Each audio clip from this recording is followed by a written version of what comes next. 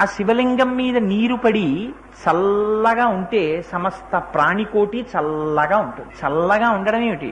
మనకి సంప్రదాయంలో ఎవరికైనా ఎప్పుడైనా ఆశీర్వచనం చేస్తే ఏమంటారు? బాబు నువ్వు చల్లగా 10 కాలాలు వర్ధిల్లంటారు. చల్లగా 10 కాలాలు వర్ధిల్లడం అంటే ఏమిటి? చల్లగా అంటే వాడికి ఏ విధమైనటువంటి దుఃఖము లేని రీతిలో ప్రశాంతమైనటువంటి జీవితాన్ని వాడు అనుభవించుగాక అని. ఇలా చెప్పేటప్పుడు ఒక గమ్మత్తుంది. ఆ శివాభిషేకం చేయడంలో, ఆ లింగం దగ్గరికి వెళ్లి అభిషేకం చేయడంలో మీరు తెలిసి చెయ్యండి, తెలియక చెయ్యండి, అక్కడ ముందు మాత్రం మీరు ఒక మాట చెప్తున్నారు. ఏమని చెప్తున్నారు? ఆపాతాళ నభస్థలాంత భువన బ్రహ్మాండమా విస్ఫుర జ్యోతిస్ఫాటిక లింగ, ఇది బాహ్యమునందు మీకు కావలసినటువంటి సమస్త ఐశ్వర్యముని ఇయ్యగలదు. ఎందుకని? అంతటా నిండి నిబిడీకృతమైపోయినటువంటి చైతన్య స్వరూపమైనటువంటి పరమాత్మ తప్ప వేరొకరు మన కోరిక తీర్చగలిగిన వాడెవరు ఉంటాడు?